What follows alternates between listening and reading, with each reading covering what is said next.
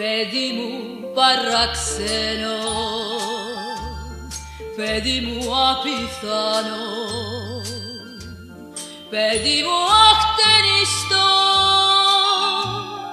παιδί μου τρελό.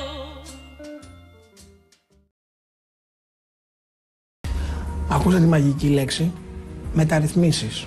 Τα αλλάζουμε όλα.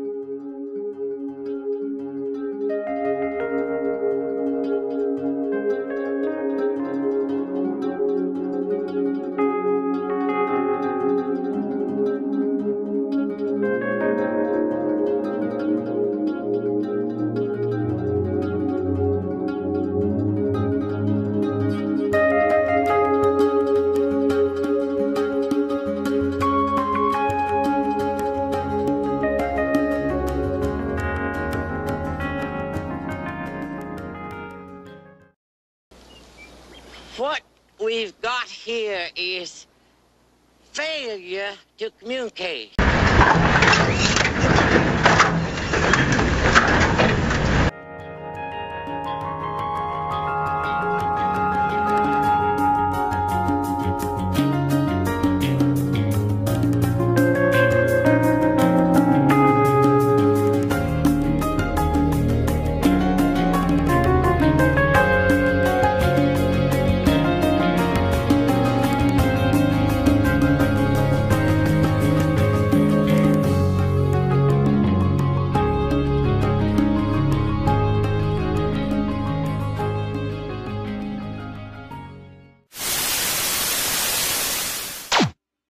Ότι παρά τις Κασάνδρες που έλεγαν ότι δεν θα λειτουργήσουν τα υποκαταστήματα του παιδί, λειτουργούν και χαίρομαι που εκεί οι κάμερες πηγαίνουν, βλέπουν. Κίνησε η λειτουργία, αλλά δεν μπορεί να δεχτεί πολίτες.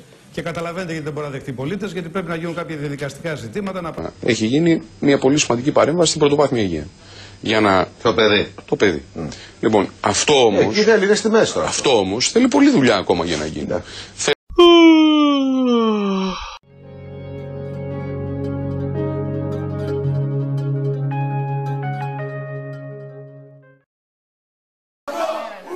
Με αποδοκιμασίες και συνθήματα υποδέχθηκαν τον Υπουργό Υγείας Άδωνη Γεωργιάδη στο υποκατάστημα πρωτοβάθμιας φροντίδας υγείας στην Γλυφάδα.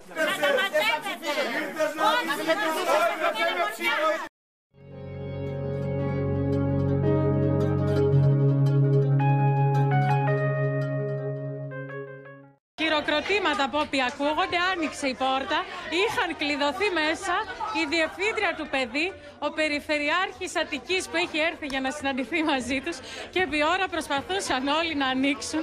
Είχαν καλέσει κλειδαρά, τελικά με επίμονες σπροξιές εδώ από έναν συνάδελφο άνοιξε η πόρτα και απελευθερώθηκαν.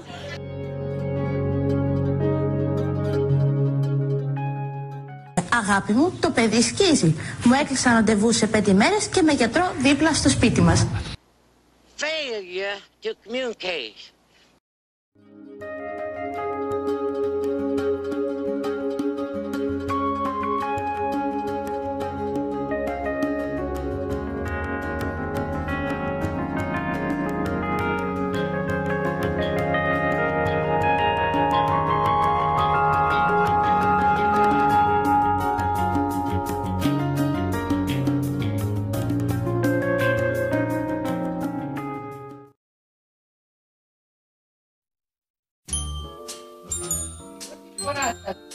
Το παιδί εννοείται, τα παιδιά μας, τα εγγόνια μας.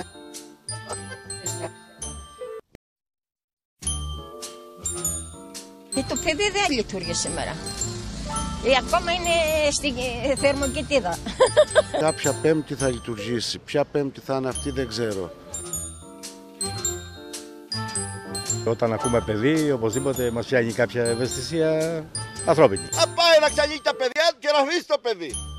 Το παιδί δεν είναι για μας. Failure to communicate.